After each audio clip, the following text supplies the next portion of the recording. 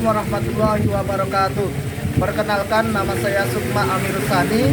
Saya mengajar di SMA Negeri 1 Parakan, sekaligus mahasiswa PPG Daljab PAI batch 3 tahun 2022 LPTK UIN Salatiga.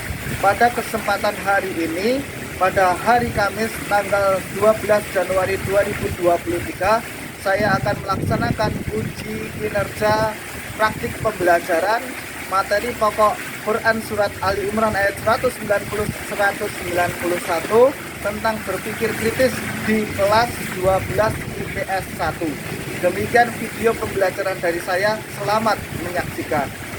Assalamualaikum warahmatullahi wabarakatuh. Waalaikumsalam warahmatullahi wabarakatuh. Bagaimana kabarnya, anak? Alhamdulillah, luar biasa. Allahu Akbar. Sebelum kita mulai pembelajaran, kita berdoa. Ayo ketua kelas, silakan kamu pimpin doa. Di tempat duduk siap, gerak. Doa mulai. Bismillahirrahmanirrahim. Raditu billahi rabba wa bil islami dina wa bil muhammadin nabiyya wa rasulah. Rabbi zidni ilma warzuqni fahma. Amin. Sebelum masuk materi, langsung absen dulu ya. Ani Susiani, ya. Vera, Rara, Rizda, Rizky, ada semua ya? Ya. Untuk memulai kita sebelum mulai pelajaran kita motivasi dulu. Dan tahu tepuk PPK? Tahu. Yuk kita mulai aja tepuk PPK. Yuk, baik. Tepuk PPK. Religius, nasionalis, mandiri, gotong royong, integritas. Ya. Ini untuk menumbuhkan motivasi kita dalam belajar. Selalu lagi. Yuk, yang semangat kok. Yuk, baik, semangat yuk. Tepuk PPK. Religius, nasionalis, mandiri, gotong royong, integritas. Oke.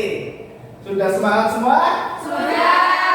Oke, kalau sudah semangat kita sama-sama menyanyikan lagu Indonesia Raya. Semuanya berdiri, kita menunjukkan rasa nasionalisme kita, rasa cinta tanah air kita kepada bangsa Indonesia.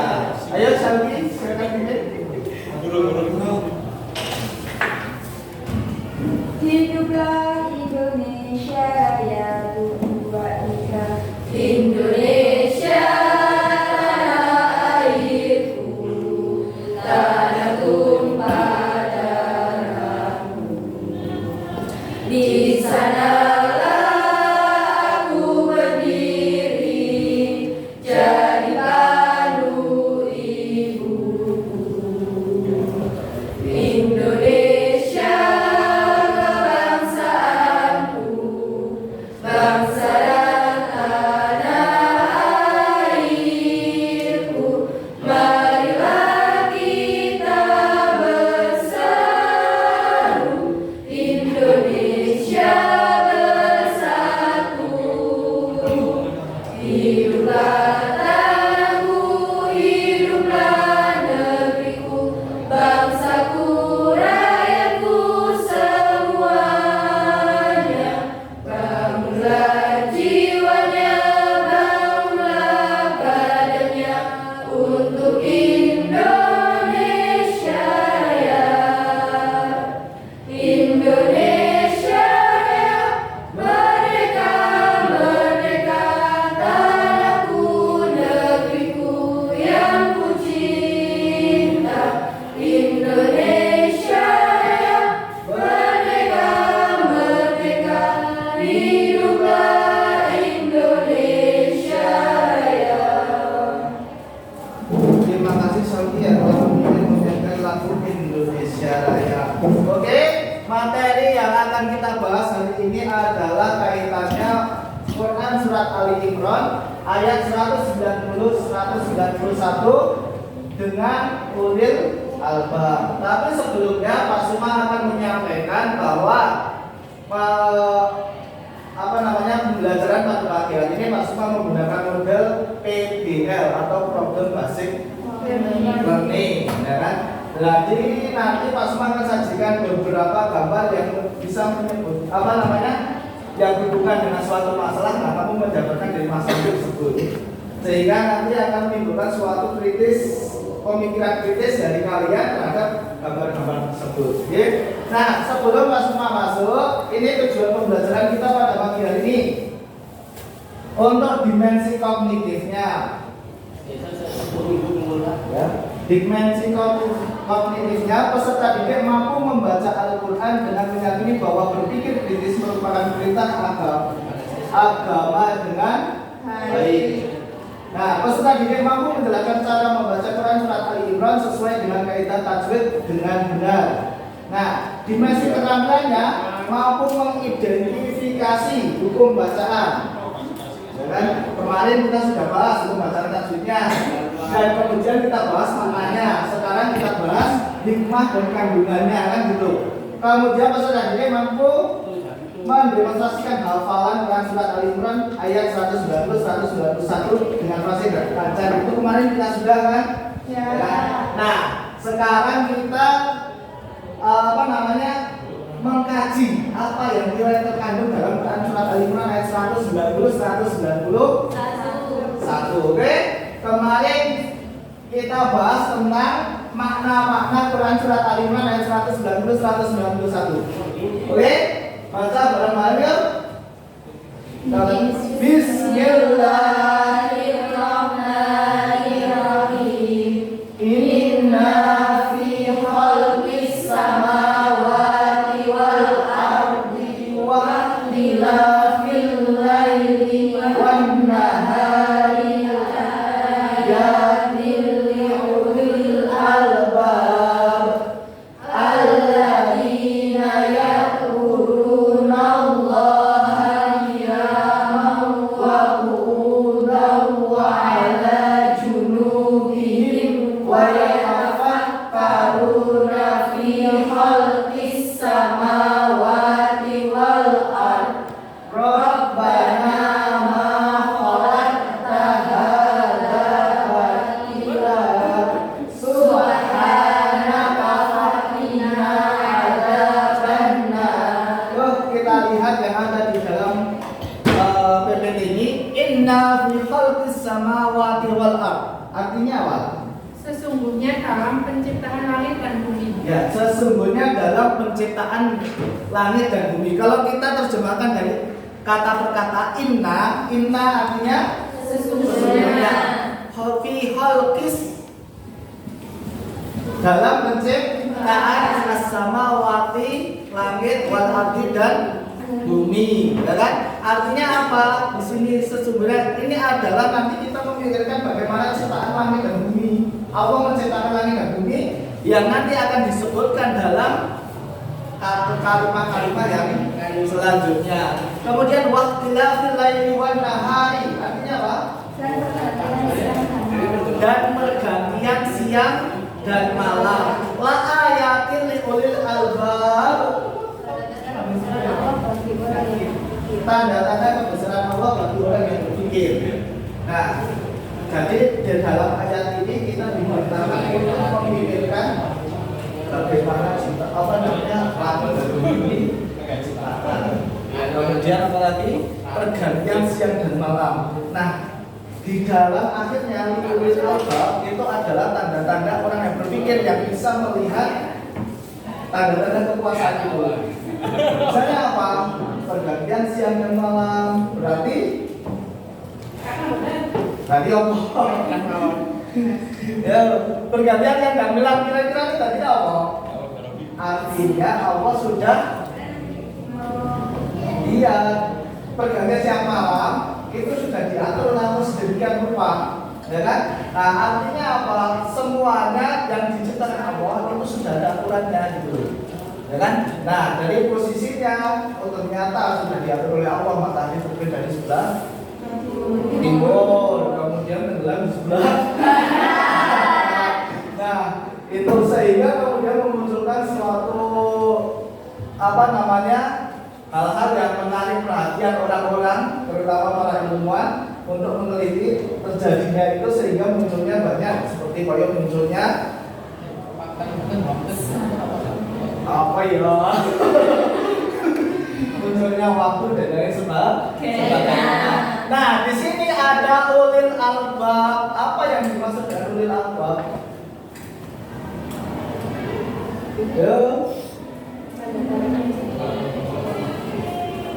Tanda-tanda kebesaran Allah bagi orang yang berpikir. Mana ulil albab?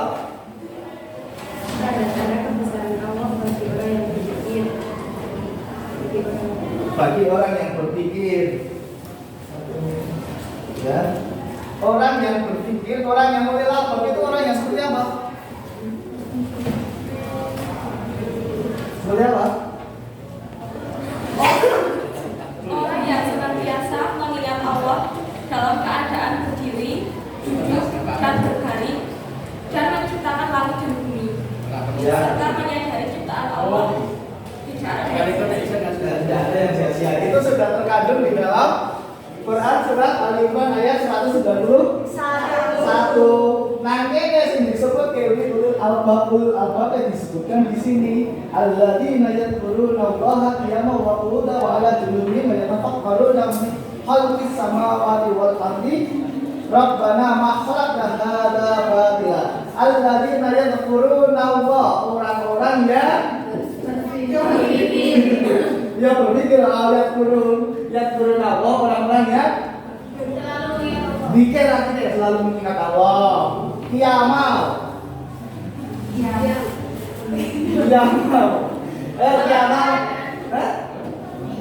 Berdiri. Waktu udah wala junubihim berbaring. Berarti orang-orang yang selalu mengingat Allah ketika dia berdiri, duduk, dan berbaring, dan serta yatafakkaruna, memikirkan khalqis samawati wal ard, penciptaan langit dan bumi. Rabbana, sesungguhnya ya Tuhan kami, istilahnya toh, ya Tuhan kami, ma khalaqta hadza batila, sungguh ciptaanmu tidak ada yang sia-sia. Subhanaka, Maha suci Engkau, fakina adzabannar, lindungilah kami dari siksa. Artinya ulul albab itu adalah orang-orang yang selalu mengingat Allah ketika di dalam keadaan apapun, entah itu dia dalam keadaan berdiri, duduk, berbaring, pokoknya semuanya, segala hal dimanapun berada mereka mengingat Allah. Dan ketika melihat sesuatu fenomena alam itu dihubungkan dengan tanda-tanda kekuasaan Allah. Contoh nih, sampai nih pohon, apa yang kamu pikirkan? Hijau. Ya, datar, apa? Kira-kira? Segar. Sejuk. Bermanfaat nggak bagi kita? Bermanfaat. Nah, itulah Allah itu menciptakan sesuatu tidak sia-sia, kan maksudnya itu. Misalnya menciptakan pohon, oh bisa bermanfaat bagi makhluk lainnya termasuk manusia, gitu, ya kan? Nah inilah dari apa yang kita pikirkan semuanya itu memang Allah ciptakan untuk kebutuhan makhluknya, kan gitu. Ini tanda Allah sayang kepada makhluknya. Kalau kita ya apa kan? Dan lanjut ke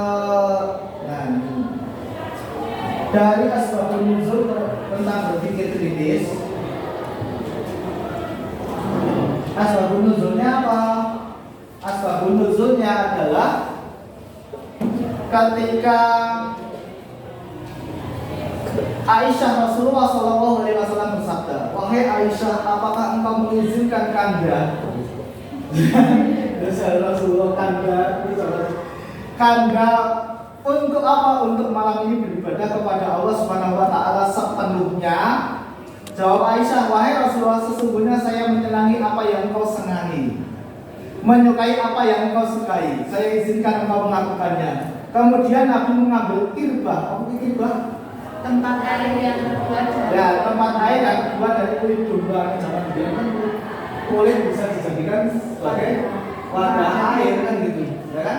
Jangan biar ngomong apa ya kan? Jadi seadanya bisa untuk wadah. Kemudian diletakkan di dalam rumah, lalu beliau berwudu. Selanjutnya beliau mengerjakan salat. Di waktu salat beliau menangis sampai air matanya membasahi kakinya karena merenungkan ayat Al-Quran yang dibacanya. Setelah salat beliau memuji-muji Allah dan kembali menangis terseduh-seduh. Kemudian beliau mengangkat kedua belah tangannya, berdoa dan menangis lagi.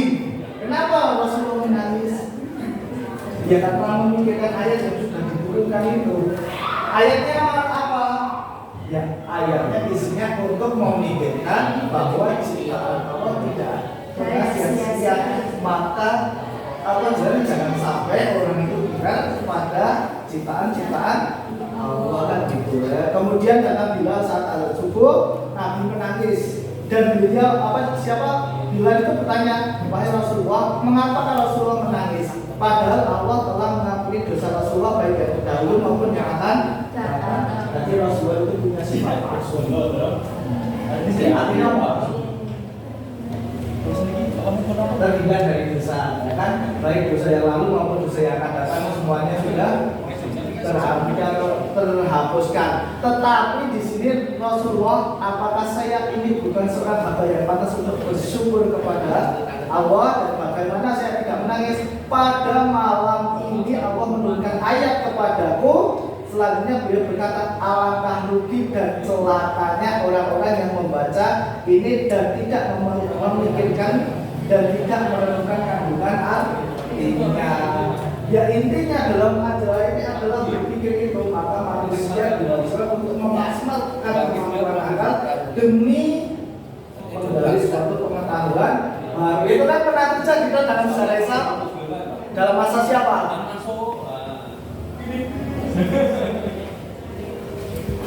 Pelajaran kelas 11 kan, dalam masa ada kekhalifahan Bani Abbas. Ya, salah satu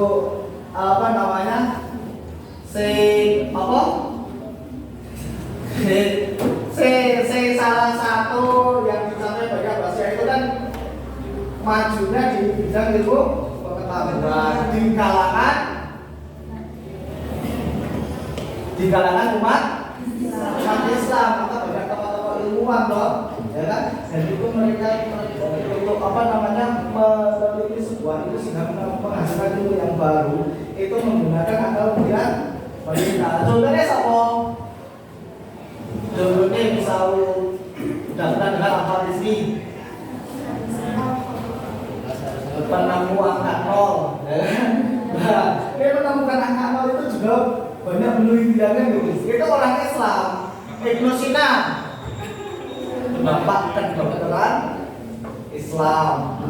Kemudian terkenal sampai sekarang sampai sekarang buku karyanya itu menjadi rujukan fakultas kedokteran di Eropa. Judulnya apa? Al-Qanun fi Atib dan lain sebagainya kan ya kan? Nah itulah orang-orang yang contohnya memaksimalkan kemampuan akal untuk kemajuan pengetahuan. Maka di sini kamu nanti Pak Suma akan sajikan beberapa gambar, kemudian kamu analisis gambar itu dengan pemikiran kamu, ya kan? Yang berhubungan dengan penjabaran dari gambar itu ada apa aja. Oke, Pak Suma bagi kelompok ya. Kelompok satunya mana sini, kelompok dua sini, kelompok tiga sini. Oke, kemudian Pak Suma akan sampaikan gambarnya.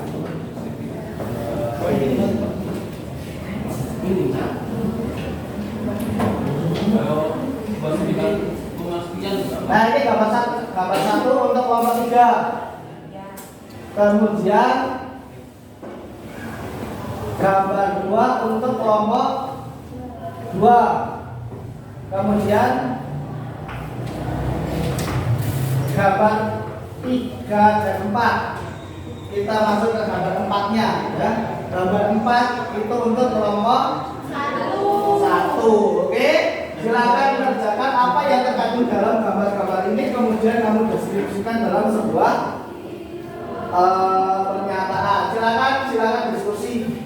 Mulai dari sekarang Pak Suma kasih waktu 30 menit. Sudah selesai? Oke, kita lihat dari bagaimana gambaran dari kelompok masing-masing. Oke, nanti maju semua anggota atau perwakilan aja? Ya, perwakilannya. Silakan untuk kelompok 1 maju ke depan membacakan paparannya. Silakan. Siapa yang mau maju? Yuk maju. Nanti kelompok lain menanggapi ya.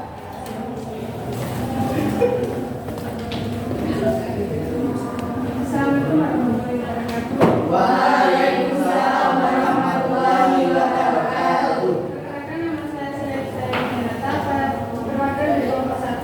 Saya ingin mengekspresikan hasil diskusi kami. 1. Bagaimana merupakan peristiwa tertutupnya sebuah objek oleh objek lain yang melintas di depannya. Kedua, objek yang terlibat gerhana mempunyai peran yang sama jika dilihat dari bumi. Dalam gerhana matahari, kedudukan selalu berada di antara bumi dan matahari, sehingga menutup sebagian atau seluruh cahaya matahari.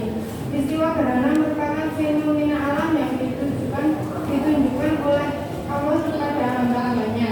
Karena manusia menyadari betapa besarnya kekuasaan yang tidak bisa ditandingi oleh semua makhluknya.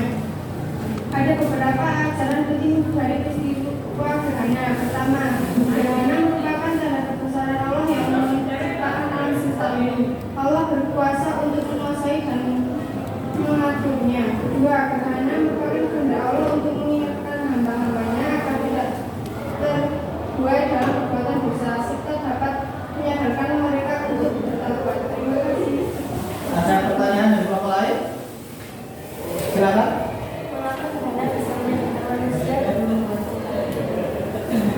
Karena dulu Rasulullah mengingatkan para sahabat bahwa umat yang berbuat beliau pada saat terjadi gerhana di zaman Rasulullah, beliau takut karena khawatir akan terjadi hari kiamat. Lalu beliau melaksanakan salat. Kemudian Rasulullah bersabda, sesungguhnya ini tanda-tanda kekuasaan Allah yang ditunjukkan kepada hambanya. Gerhana ini tidak terjadi karena kematian atau kelahiran seseorang, akan tetapi Allah menjadikannya untuk menakuti hamba-hambanya. Jika kalian melihat sebagian dari gerhana tersebut, maka bersegeralah untuk berzikir, berdoa, dan memohon ampun kepadanya. Ya. Silakan tutup. Terima kasih. Assalamualaikum warahmatullahi wabarakatuh. Waalaikumsalam warahmatullahi wabarakatuh. Silakan kami sampaikan kepada Bapak satu. Ya, itu adalah kandungan dari gerhana, bahwa gerhana itu diciptakan Allah di zaman Rasulullah. Itu benar terjadi gerhana bertepatan dengan kematian dari putranya yang namanya Ibrahim. Terus apa namanya? Nah, Rasulullah biasanya ketika terjadi gerhana itu timbul rasa takut karena khawatir akan terjadi kiamat, sehingga banyak Rasulullah untuk berdoa di malam ya kan, di malam pada saat gerhana. Nah, tujuannya, tafsirannya adalah sebenarnya ini adalah tanda kebesaran Allah yang mengatur sehingga kemudian terjadi gerhana itu. Yang bulan sedemikian kecil ukurannya dari matahari kemudian melintas dan mampu menutupi semua cahaya dari matahari. Karena apa? Padahal bulan itu kecil kan? Ya, lebih kecil daripada matahari, jauh lebih kecil karena jarak, ya kan? Nah, jaraknya seolah-olah kemudian bisa dilihat dari bumi itu hampir sama antara bulan dan matahari karena jaraknya jauh dan tegak lurus. Nah, yang bisa membuat itu semua siapa? Hanya Allah Subhanahu wa Ta'ala. Oke, tepuk tangan untuk kelompok 1. Kelompok 2, silakan.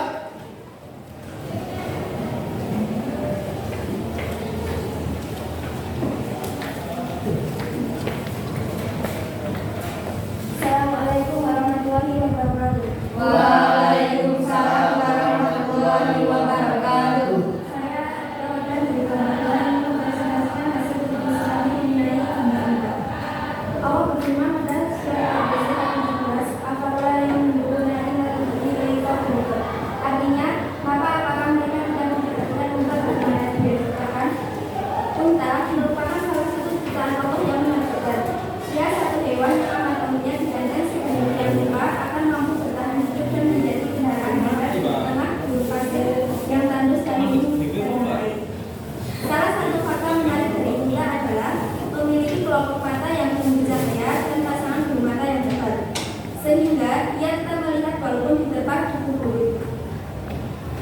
melihat yang jauh menjadi dekat dan yang kecil menjadi besar. Itulah mengapa unta sangat patuh pada anak kecil sekaligus. Hal yang menakjubkan lain dari unta yang mempunyai mulut yang berfungsi menyimpan air, sehingga kita dapat ikan minum selama berbulan-bulan. Sekian presentasi dari saya. Assalamualaikum warahmatullahi wabarakatuh. Waalaikumsalam warahmatullahi wabarakatuh. Tepuk tangan untuk nomor 2. Ya, sudah dipaparkan oleh kelompok 2 bahwa unta, sebenarnya unta itu adalah binatang yang sangat menakjubkan. Kenapa? Karena unta itu salah satu anatomi ciptaan Allah yang sudah didesain sedemikian rupa oleh Allah agar bisa hidup di gurun pasir. Dan ini gurun pasir kan karena adanya badai gurun dan sebagainya, maka kayak ada gurun itu banyak yang berkembang. Maka unta itu diberikan bulu mata yang tebal sehingga unta ini bisa tetap melihat walaupun terserang debu kan gitu, ya kan? Dan kemudian matanya pun juga punya kualitas yang tinggi. Soalnya apa? Kalau unta sedang berjalan yang jauh itu seolah-olah dia dekat, ya kan? Dan orang kecil, ya kan? Kecil itu bisa dilihat unta itu besar. Maka ini menunjukkan bahwa wajar saja kalau unta itu sangat patuh kepada sebuah orang dan itu adalah anak kecil. Di mana unta adalah semuanya besar kan gitu, ya kan? Nah itu adalah salah satu apa namanya? Memang sudah diciptakan Allah dalam bentuk hal seperti itu sesuai dengan tempatnya. Kemudian yang paling menakjubkan lagi di unta apa? Punuk ya, kemudian apa? Berfungsi sebagai penyimpan cadangan air sehingga unta hidup selama bulan-bulan. Karena memang padang pasir itu tempatnya jarang akan air kan gitu. Sehingga sekali minum unta itu bisa berbulan lagi tidak minum. Oke, terima kasih sudah menyaksikan paparan siang setiap kelompoknya. Semuanya bagus, ya kan? Insya Allah nanti kita dalam ulangan dan lain sebagainya Pak Suma kasih nilai dalam presentasi ini 95. Ya. Nah, untuk selanjutnya kamu silakan kerjakan post-test yang sudah Pak Suma bagikan lewat grup WhatsApp, ya. Nah, melalui kuis, nah silakan kamu kerjakan di menggunakan ponselnya masing-masing. Tuh, kemudian nanti langsung dikirimkan. Oke. Demikian pelajaran hari ini. Bisa disampaikan kesimpulan pelajaran pada hari ini. Ya, silakan. Kesimpulan pelajaran hari ini adalah bahwa mewajibkan manusia melakukan kemampuan akal berpikir untuk mengambil tanda-tanda kesalahan Allah. Ya, kesimpulan hari ini sesuai dengan kandungan surat Al-Imran ada 191 Allah mewajibkan orang untuk memasukkan kemampuan akal pikiran dalam menanggapi segala fenomena yang itu merupakan tanda-tanda kebesaran Allah Subhanahu wa Ta'ala. Oke, terima kasih atas waktunya Pak Suma undur diri dan sudah selesai. Maka kita tutup sama-sama dengan baca hamdalah. Alhamdulillahirabbil alamin.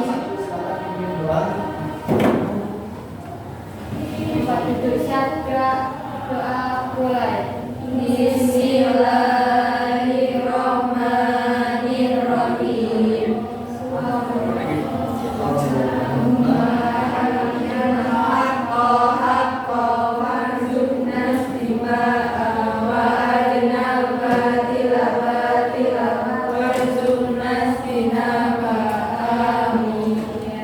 Terima kasih. Assalamualaikum warahmatullahi wabarakatuh. Waalaikumsalam warahmatullahi wabarakatuh. Terima kasih Pak. Selamat siang. Selamat siang. Silakan untuk mengerjakan ini ke pelajaran yang berikutnya.